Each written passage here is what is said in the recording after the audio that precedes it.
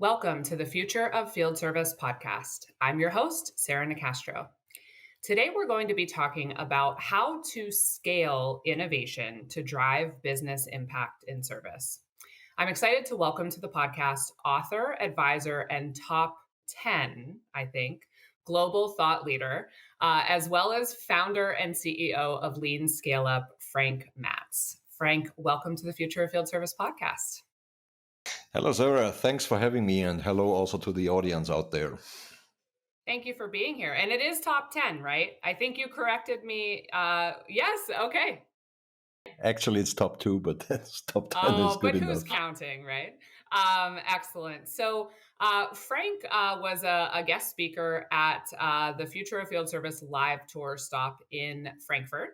And we had a wonderful conversation, and it was one that the audience really, really enjoyed because there's so much importance to the points you made and the work you're doing, and it's so really true when you think about some of the challenges that our audience is having, right? And so it really resonated, and I'm excited to have you here to chat with everyone on the podcast. Before we dig in, I gave your top level bio, but tell everyone a little bit more about yourself and what you do.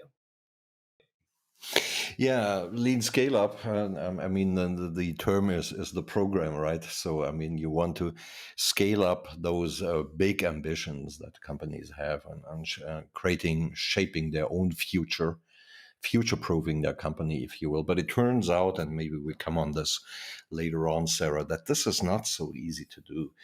So what I did in my journey of the last 5 years, if you will, I partnered with leading companies and leading business schools to come up with a solution to that scaling up problem, right? It turns out it's quite easy to drum out ideas, right, and to do some small scale experiments. But when it comes to really make it big, this is where 7 out of 8 of those big ambitions fail. And the lean scale up provides a solution to that, co-created with leading companies and the London Business Schools and the UC Berkeley to help companies solve that problem. Yeah, and it's we are going to dig into some of those specifics, and it's really really good insights. So before we can talk about scaling, let's talk a little bit first about how you define innovation and how many companies, they get this vision, or they just I think a couple things happen. They get a vision and they are excited to innovate, and then reality sets in, or they know innovation is an important buzzword, and so they want to innovate, but really they're kind of defaulting to more of just an incremental improvement. So let's kind of talk about the fact that we need to define innovation and what it means, and that there's some confusion around it. Excellent point, Sarah. I mean, there's so much, you called it a buzzword, so much activities going on, so many blog posts and conferences and you name it, all around innovation, but there isn't a proper, commonly accepted definition of what innovation is. Isn't that funny? But let's work through that. And I mean, I do have my own, not saying that this is the only definition that you can use, but it combines a couple of very critical elements, and it rings a bell with my clients. Just to give the audience an idea, these are the biggest German companies, and on a selected basis, European or even global champions, companies like Philips, BP, Telefonica, etc., you name it. So the definition that rings a bell with these kind of companies is to say innovation is about capturing the value that you get from meaningful insights via new offerings that change the order of things. Now, there are a couple of things in here. Number one, it's about capturing the value. So it's about value, and there's a customer who should appreciate the value, right? It's not about new stuff, as many companies say. It's about value, and value is defined by the customer. And it's also not simply just putting out some new stuff that has value, but it's about capturing the value, meaning collecting the dollars and the cents of that value that is in that new stuff that you did. Then we find the meaningful insights, right? And there's this old quote from Wayne Gretzky. Why, Wayne, are you so successful? And Wayne said, because I'm skating to where the puck is going to be, not where it is right now. So, I mean, if we look at it, Sarah, innovation is a game that you play with 3 to 5 years in advance, right? So you need to think about who will be our customers in 3 to 5 years? Where would they place the value on? What do I need to bring to the table to make myself attractive to these customers? And the last point, new offerings that change the order of things, meaning new business models, new go-to-market strategies, new strategies on working with the ecosystem to create the value, etc. If it's in the box, so to say, if it doesn't change the order of things, then we are what you call the incremental innovation. So Mm-hmm. hopefully that helps for the audience as well, capturing the value from meaningful insights via new offerings that change the order of things. Yeah. And I Yeah. think, And I think, it is important, it I is think, to important, I clarify think, that to clarify there that isn't anything there wrong isn't with anything incremental wrong with innovation incremental innovation necessarily, right? necessarily, But right? the point But the is, point is, companies really need to companies define this really for need to define themselves this for and be clear themselves and on be what clear it is on they're what aiming it is for, they're right? aiming for, right? And What that means what that then means in terms then of in what they need to terms of change. what they need to I wrote a change. blog a I wrote couple a of weeks blog ago. a I couple of was weeks ago. I was so since late last year, I've since been late an last year. I've avid been an avid Pelotoner. Peloton. Okay, so we got the bike around Christmas. I have the tread, and it's been great. It's made my daily fitness routine far more consistent, and it's been wonderful. So a couple weeks ago, I was doing my morning workout, and one of the instructors said, everyone wants the transformation, no one wants to change. And I wrote a blog about that because it's really true here too. People see the examples of the companies that have done the hard work, once they've achieved success, and they want that, but they're not necessarily realistic with themselves about all of the hard work it takes to get that, and it was interesting to me, some of the parallels there. Now, with the vast conversations you've had with a variety of different businesses, different educational researchers, et cetera, how would you kind of summarize the biggest drivers of innovation today? Mhm. Let me just reiterate before I come to that point what you Hmm. just said about incremental innovation. Right, I'm fully with you. And actually, if you look at it in the broad scale, companies are investing like 70% in keeping their existing products and services relevant, right? Modernizing them, going to speech interfaces and touch screens and adding in one more functionality. That's perfectly fine, right? But Hmm. the point is it still locks you inside the box, right? And if the box changes, then it Right. becomes hard. And this is why we need to think wisely about where and how to spend the 10% or so, that's the average, on Hmm. innovation budget in changing the order of things. So coming back to your question, what are the biggest drivers of today?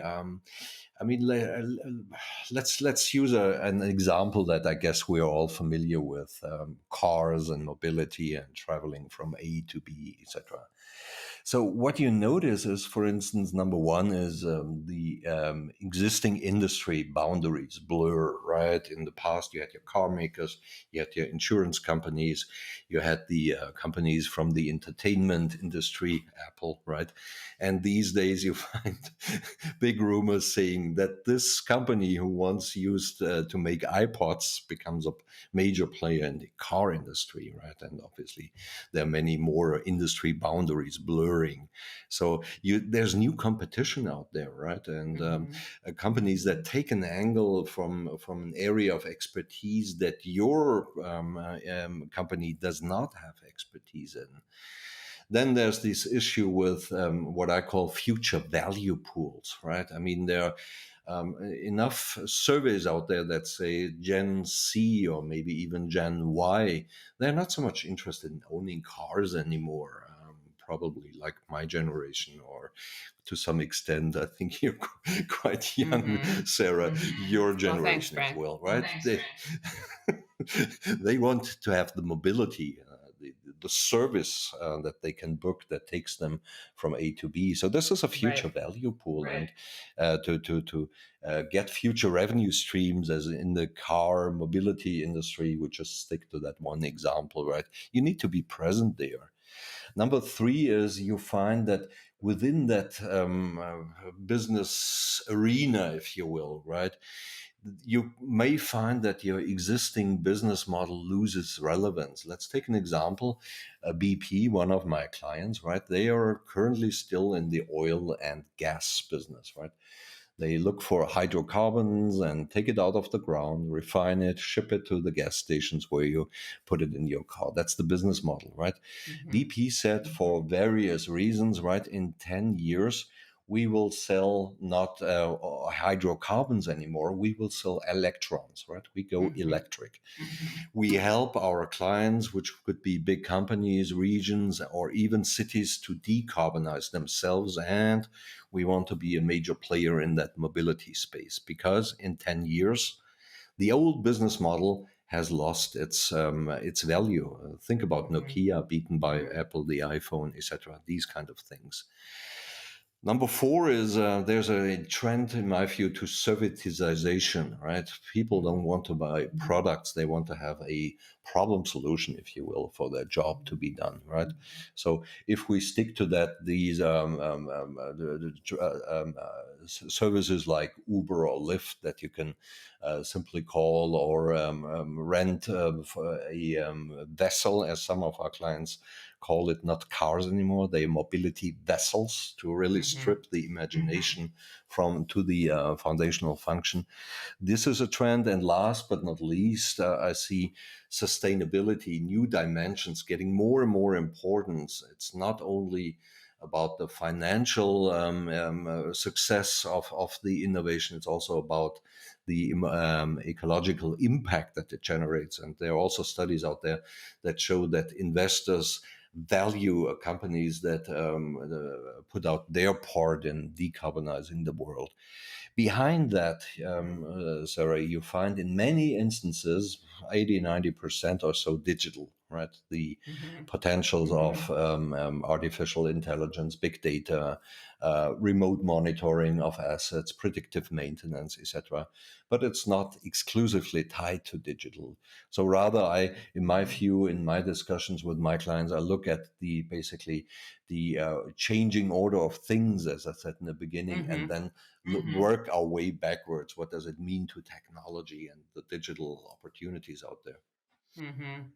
Yeah, I think it's an interesting thought that changing order of things, I think, is it's a very good point. It's where a lot of people get stuck, but I think it's also an important point to not start there, at least in my opinion, right? Like, because the same way you said they call them vessels instead of cars, because they don't want to limit themselves to thinking in a singular or a finite way. They right.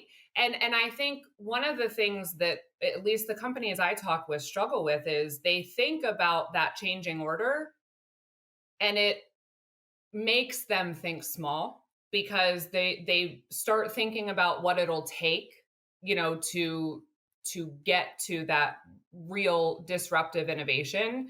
And that changing order seems so big that they kind of back away from it. And I think, worry about that, not last, but I mean, don't think about that initially, because then it will limit you from thinking about what the value is that you could potentially bring to market, right?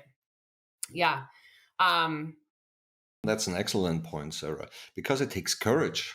Apart from the right mhm, thinking tool, the right management systems, the right culture, etc., and all that points that we yeah. might be touching later on, it takes courage.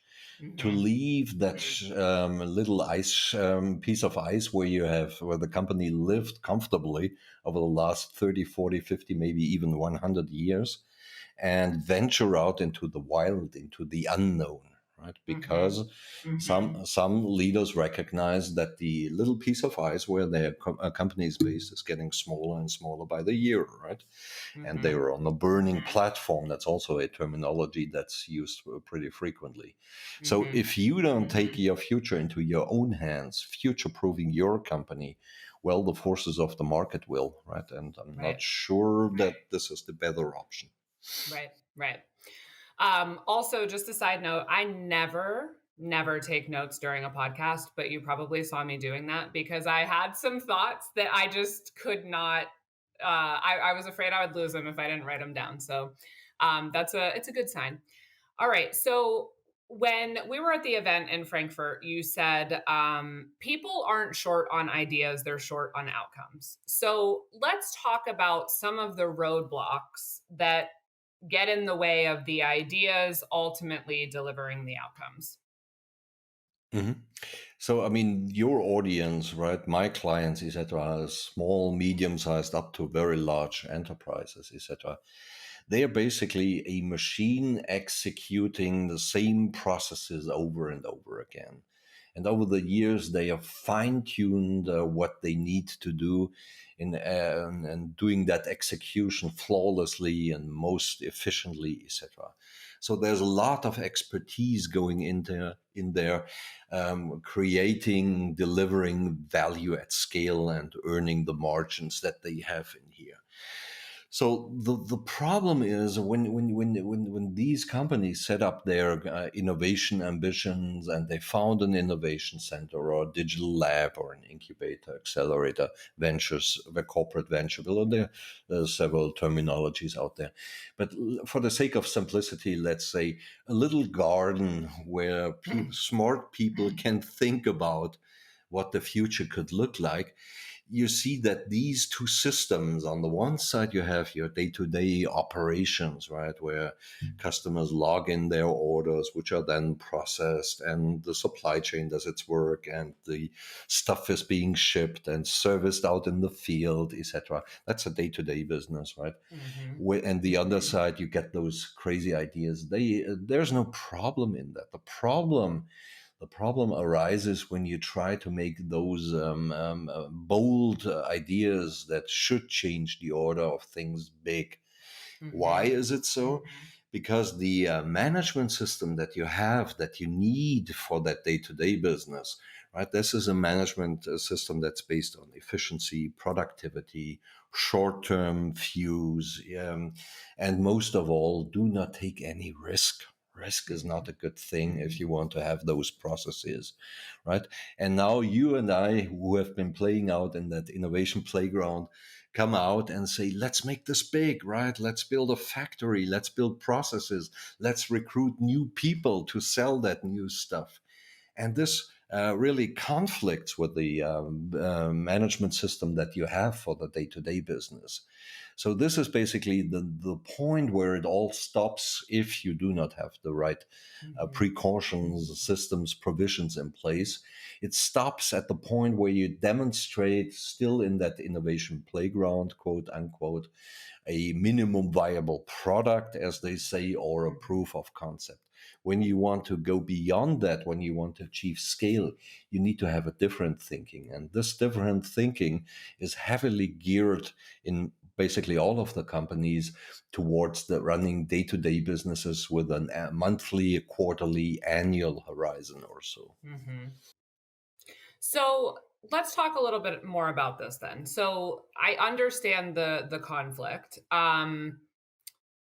What needs to change? So how do we, and we talked about this at the event, and we talked about, and I don't want to make you give the same example, but we talked about the red and the blue, I remember, and using that to kind of illustrate.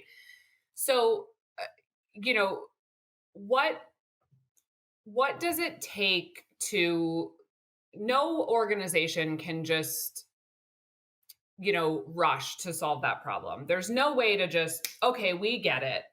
Hey, Frank, we understand what you said, and we're just going to go, yeah, we got it. We'll go fix it. Right. It's far more layered than that. Right. So when you think about this incubator garden playground and the it's almost like then the machine's over here and it's like running into a brick wall, right? It doesn't fit, and so to scale, we have to figure something different out. So let's talk about, what is needed to bridge that gap to solve that problem.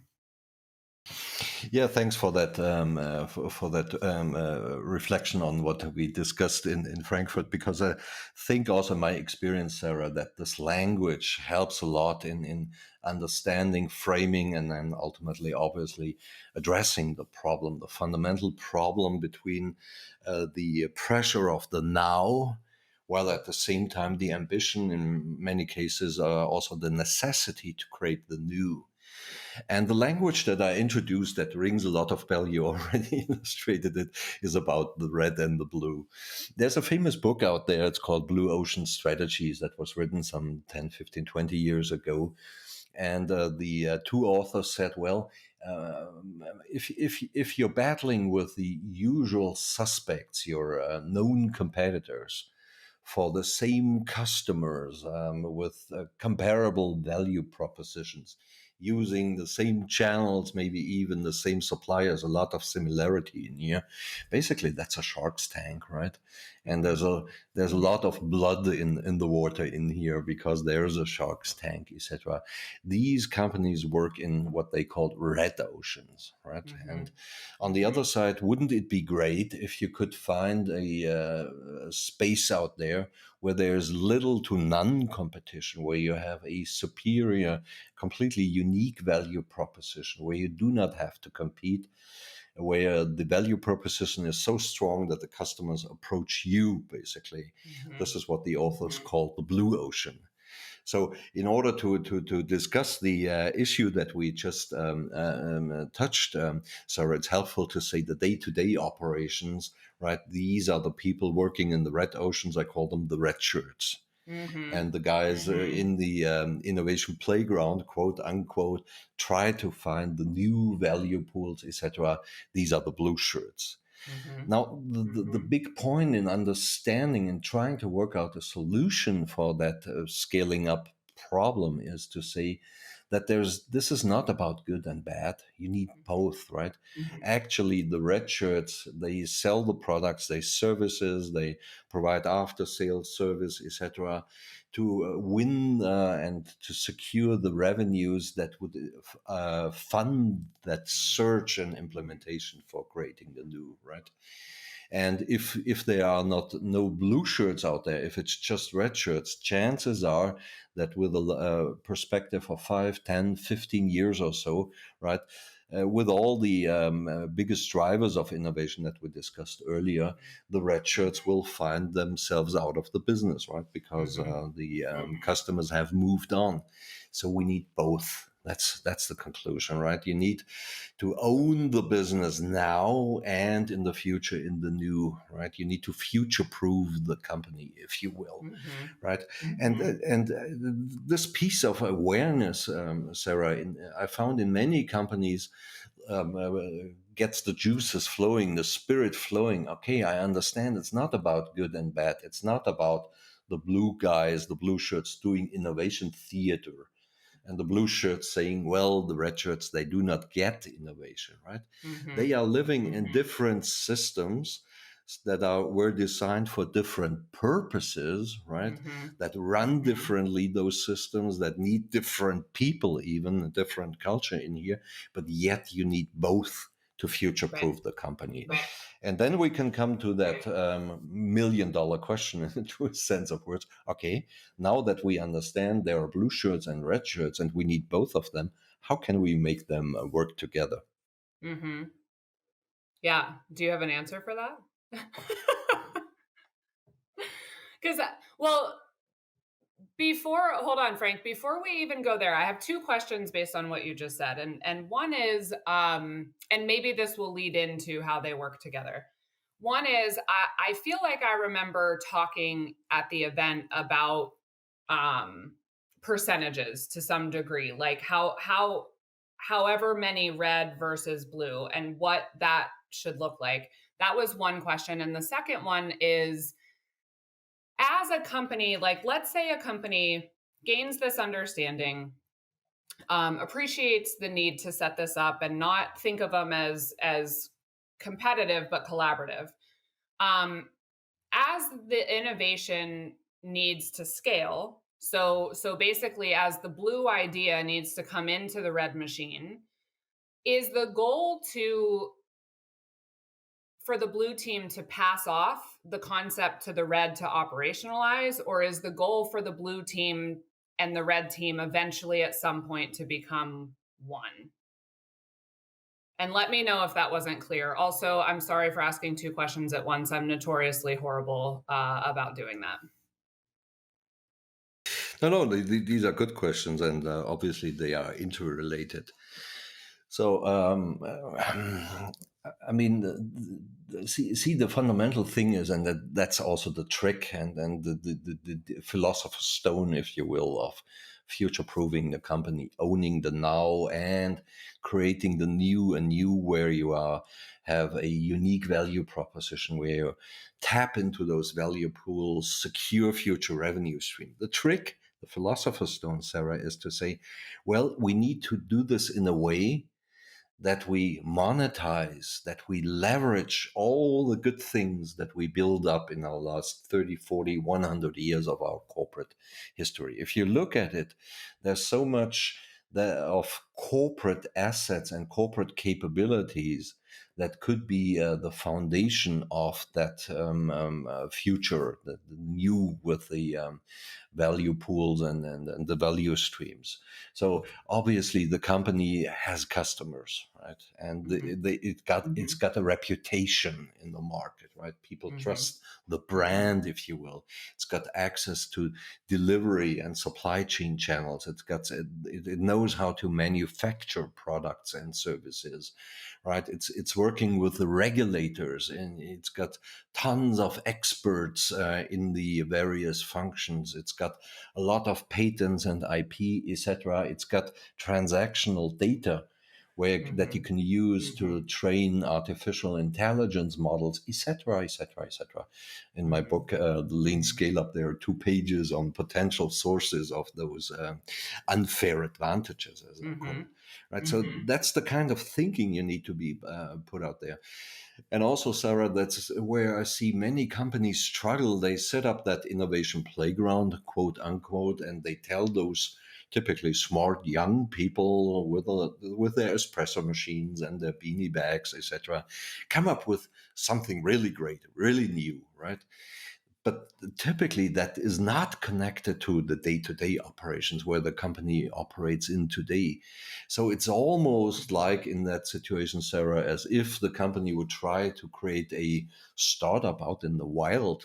It's a green field. It's not a brown field, right? And actually we're talking about the brownfield situation.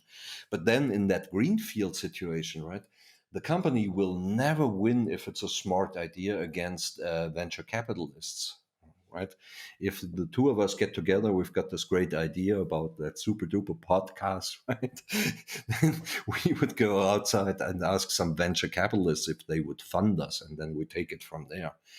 And the company can never win that. And now coming back to the point that you raised, so you quite often hear the battle cry: the company needs to become more innovative, right? And they're putting out the posters and train those catalysts or coaches or whatever they're calling, and they run their annual great big idea programs, etc. You name it. Well, I do have a kind of different point of view, and that comes exactly from that kind of thought that it's really about leveraging what has been created in the past, right? Those leveraging those corporate assets and capabilities for an unfair advantage. 3 of my clients said, well, Frank, we don't need 100% of our staff to be really innovative. it's only 4, Mhm. 6, and 12%. Those three companies said 4, that was an automotive company, 6% that was a bank, and 12% that was a telecom company. Mm-hmm. So you only need a fraction, say 1 out of 10 or so, right?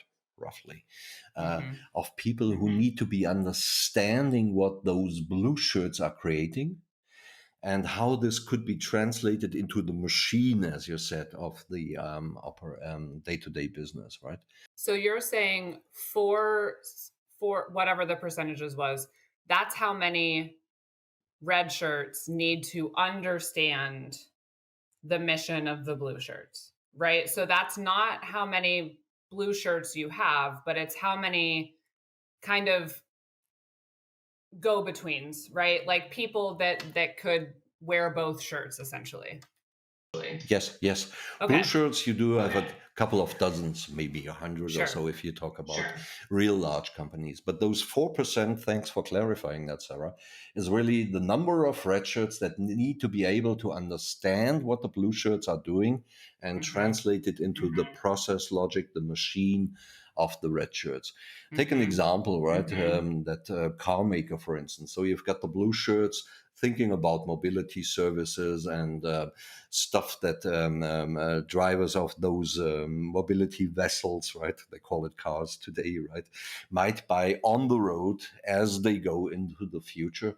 But at the end of the day, this car and the device that sits in the car that does the magic in here needs to be constructed. This is heavy engineering, right? And Mhm. you want to Mhm. manufacture it with the Six Sigma quality, right?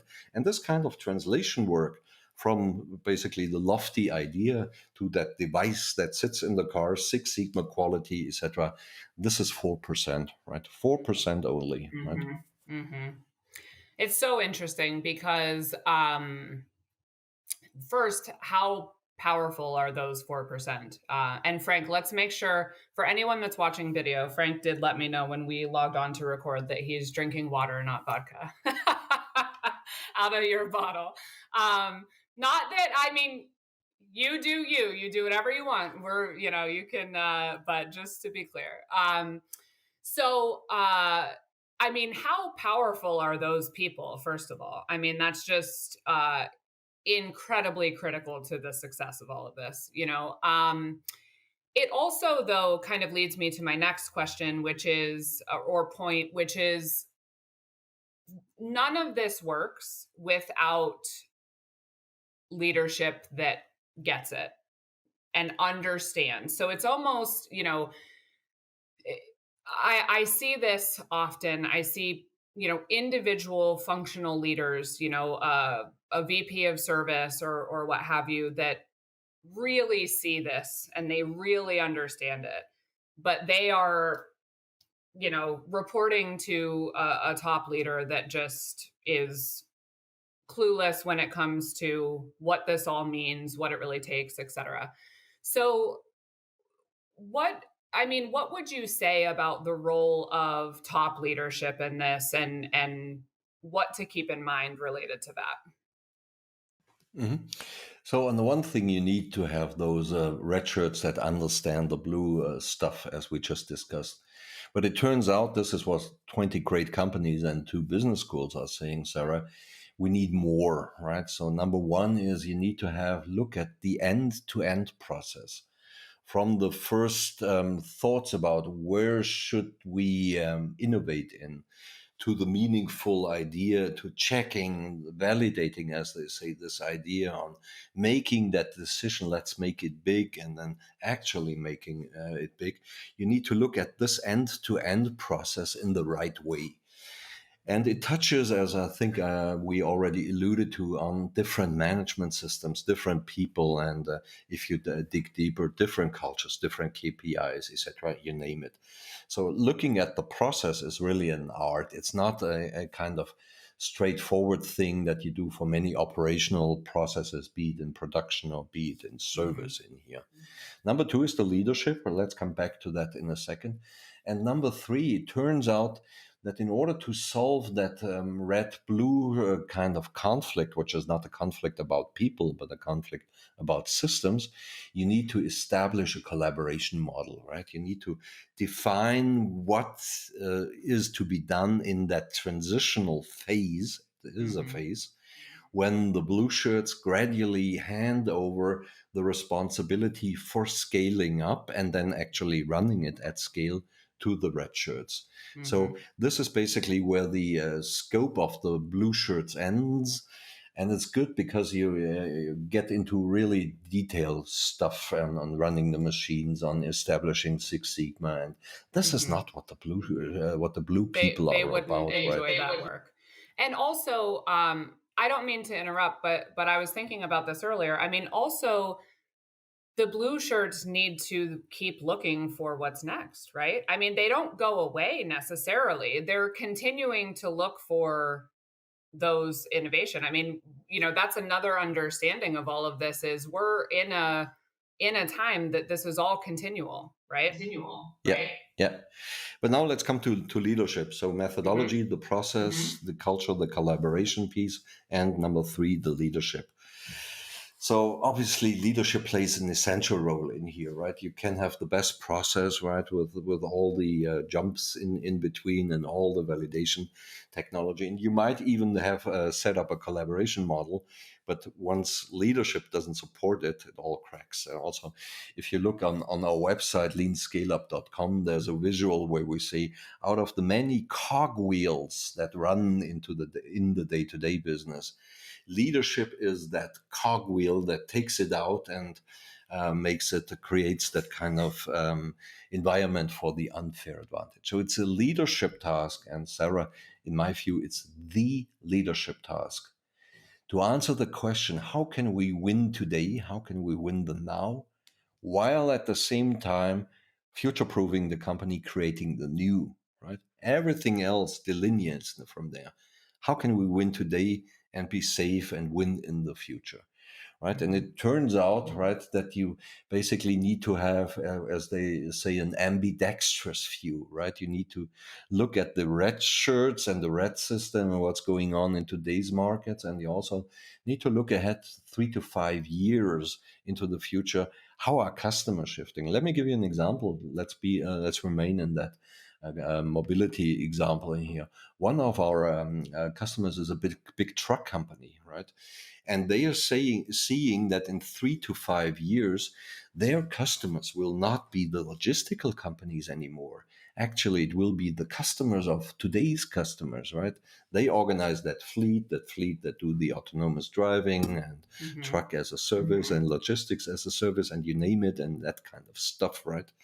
So you see that and you need to make the change while being confined to today's requirements, right? So your shareholders expect that you safely deliver the revenues and the margins, and your current customers say, "Don't you dare to speak to my customers," right?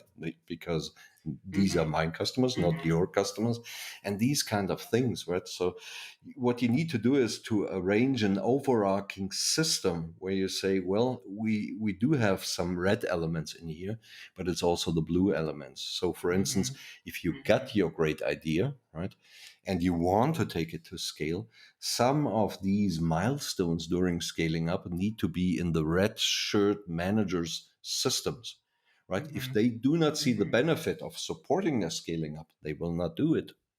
And so if you do not arrange that kind of working in blue KPI, so to say, into the red shirt system, you may end up with a C-suite saying, we want to be innovative, we take on the challenge, right? We want to create the future, but it's basically stuck in the middle management level where the functional experts and the owners of those assets and capabilities that we spoke earlier are sitting. So it's about really that leadership taking that red shirt, blue shirt, the ambidextrous view. Yeah. Yeah, it's I mean, it's exciting stuff, but it's also I can see why it feels daunting to some. I mean, it is a lot. It's a tall task. But to your point earlier, I mean, it is really, really imperative that companies figure this out. I mean, that's just the reality. All right, Frank. And So All and right, go Frank. and So go ahead. what? Just one more point, Sarah.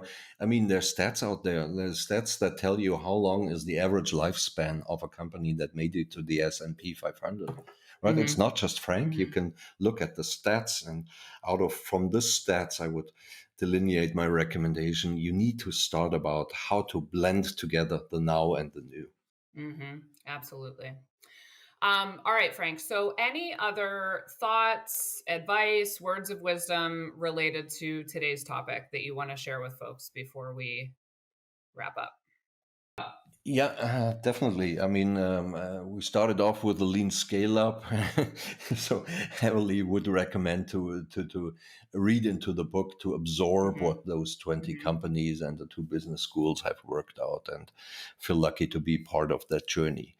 And basically get an inspiration on how to solve that system problem. But I've got also, when I thought about this, Sarah, to say minor but very powerful things to bring to the audience. Not asking for changing the company from Tuesday to Wednesday, but rather Hmm. small steps, philosophies, if you will, changing the mindset. Number one is let's look at one of the most successful business builders, companies that builds basically new businesses at scale and at pace, Amazon, right? Hmm. And Jeff Bezos, when he was still CEO, said, right, our success correlates directly with the number of small experiments that we're doing. Hmm. If you're very careful and you shop on Amazon.com, etc., you even see that the website changes by the day. They put the button up here and they change the coloring there, etc. They want to continually look at how can we basically find clues of what might be really better, not just the optimization, the incremental stuff, but might really be better. And also, a third piece of advice, Sarah, would be uh, if you're trying to tap into the unknown, if you want to really think outside the box, obviously that is territory that the C-suite and the senior management of that company is not very much familiar with, right? They know their home base, if you will, right, but they do not know the new. So there's one concept that I recommend my clients to go with, which is a very, very powerful concept in tapping out into the wild. It's called the skin in the game, right? There's so much studies that you can read and thinking about what the future would look like. You can speak to so many potential customers out there, what they need and what they might be willing to pay for. At the end of the day, it's about that they put something of value on the table, skin of the game, right? So they devote their time and a team to co-create a minimum viable product with you. They put their reputation on the line by conducting webinars to promote that new product or services. Always ask yourself, is this just theory or is someone putting real skin into the game? Yeah, that's a really good point. Okay, Frank, thank you so much.